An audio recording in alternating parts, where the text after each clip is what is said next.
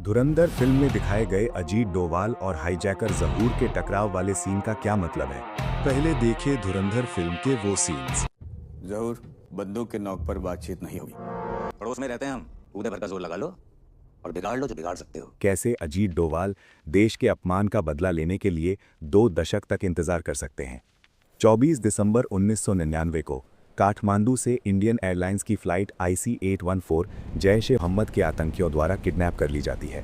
अंत में विमान को कंदहार अफगानिस्तान में ले जाया गया, जहां एक पूरा हफ्ता लंबा स्टैंड ऑफ चला। कंदहार की उस ठंडी हवा में अजीत डोभाल तब इंटेलिजेंस ब्यूरो के एडिशनल डायरेक्टर के तौर पर नेगोशिएटिंग टीम का सबसे महत्वपूर्ण हिस्सा बनकर पहुंचे थे और उन्होंने हाईजैकर से फेस टू फेस बातचीत की, जो कई दिनों तक चली। भारत को आखिरकार मजबूर होकर 3 खूंखार आतंकियों को रिहा करना पड़ा, मसूद अजहर, अहमद उमर सईद शेख और मुश्ताक अहमद जरगार, ताकि यात्रियों की जान बचाई जा सके। लेकिन इस फैसले ने पूरे राष्ट्र को अपमान की आग में झोंक दिया। IC-814 विमान हाईजैकिंग में एक रहस्यमयी साया छिपा हुआ था। उसका नाम जहूर मिस्त्री था। वो कोई चमकदार बड़ा कमांडर या पोस्टर बॉय नहीं था, बल्कि एक चालाक प्लानर था जिसने IC-814 हाईजैक का पूरा जाल बुना था। पैसेंजर रुपिन कैटियाल की क्रूर हत्या में भी उसका हाथ होने की पूरी आशंका थी। कंदहार में वो अपमान, वो मजबूरी और वो डिप्लोमेटिक फेलियर डोभाल के दिल में इतनी गहराई से बस गया कि बाद में उन्होंने खुद इसे भारत की एक बड़ी असफलता बताया। और उस फेलियर में एक नाम हमेशा उनके दिमाग में गूंजता रहा, जहूर मिस्त्री। उन्होंने जहूर जैसे भारत के हर दुश्मन को मार्क कर लिया। साल गुजरते गए, डोभाल रिटायर भी हो गए, लेकिन फाइलों पर जमी धूल के नीचे जहूर मिस्त्री का नाम आज भी चल रहा था। 2014 में जब डोभाल नेशनल सिक्योरिटी एडवाइजर बनकर वापस लौटे, तो ये सिर्फ एक नियुक्ति नहीं थी, बल्कि उस पुराने हिसाब को पूरा करने का एक सुनहरा मौका था। उधर जहूर मिस्त्री नया नाम जाहिद अखुंद अपनाकर कराची की अख्तर कॉलोनी में क्रेसेंट फर्नीचर नाम की छोटी सी दुकान चलाने लगा था। उसे लगा कि दुनिया उसे भूल चुकी है। जैश-ए-मोहम्मद के काफ़ी आतंकी उसकी दुकान में जाते थे। जैश-ए-मोहम्मद के अंदर छिपे रॉ के अंडरकवर एजेंट्स को उसकी भनक लग गई। उसकी पहचान तय करने के लिए एक रॉ एजेंट ने न्यूयॉर्क पोस्ट के पत्रकार बनकर मैसेज किया, आयु जाहिद। उसने जवाब दिया और अनजाने में अपनी मौत का पहला कदम खुद रख लिया।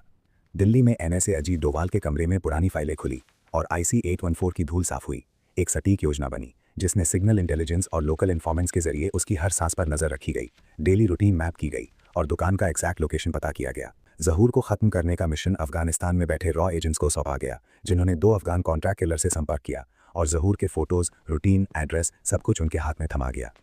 आखिर 1 मार्च 2022 को कराची की तंग गलियों में सुबह का धुंधला उजाला फैला हुआ था, जब एक बिना नंबर प्लेट वाली बाइक रुकी।